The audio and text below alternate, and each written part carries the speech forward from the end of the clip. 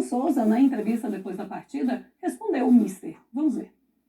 Em relação ao Jorge, é um treinador que eu respeito.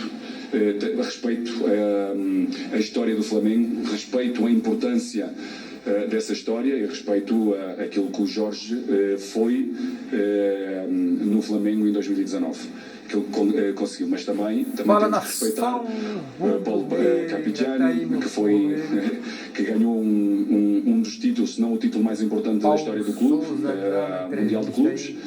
Por isso, é essa situação, ao Jorge especificamente, só peço a Deus que o abençoe, a ele e à sua família, a todos os seus, e que ele, muito sinceramente, do fundo do meu coração, que ele tenha saúde, paz, sobretudo consigo mesmo.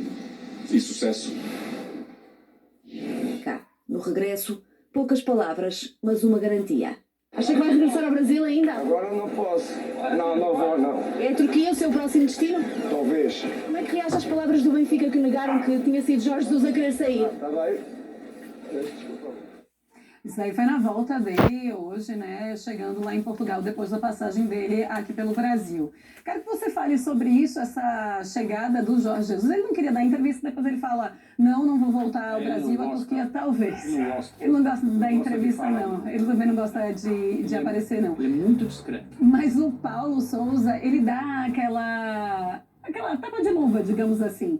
Que eu tô aqui respeitando, só faltou falar coisa que o Jorge Jesus não fez comigo, mas que ele respeite, Deus abençoe para ele e a sua família. Desejou sucesso. E encerrou aquela história do Jorge Jesus. Inclusive, a torcida do Flamengo ainda chama muito pelo Jorge Jesus, mesmo depois de tudo que aconteceu. Então, essa história, ele foi muito, digamos assim, aparentemente cordial, cavalheiro, elegante, só que ele dá umas alfinetadas, algumas pedradas ali. Por exemplo, ao dizer que o Carpegiani ganhou o título mais importante, né?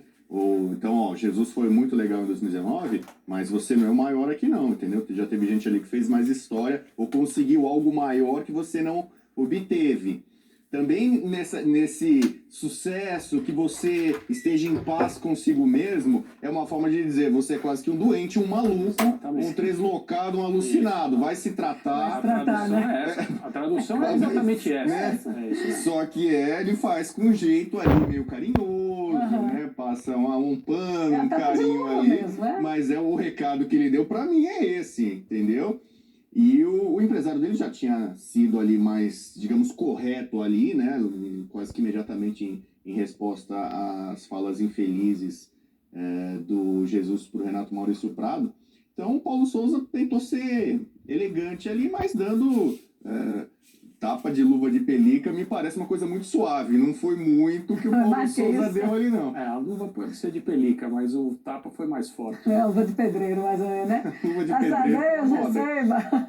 Foi quase um receba depois. Mas né? eu entendo que ele foi elegante. Eu concordo com a interpretação do Rodrigo. Eu acho que várias cutucadas ali foram diretas e com certa... uma elegância violenta, se é possível a gente falar dessa forma, porque foram estocadas bem claras.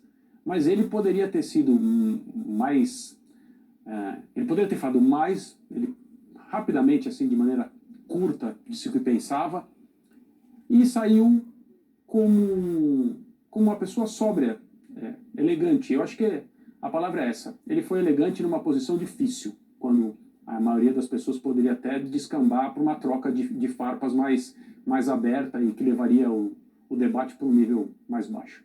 E o Jorge Jesus, nessa de voltar a Portugal, depois de ter dito, eu espero até dia 20, e ter feito e falado o que falou, e chegar em Portugal dizendo que não, pro Brasil eu não volto? Aí tem duas maneiras de olhar, né? A primeira ele cada dia fala uma coisa, então você escolhe aí em quem você acredita.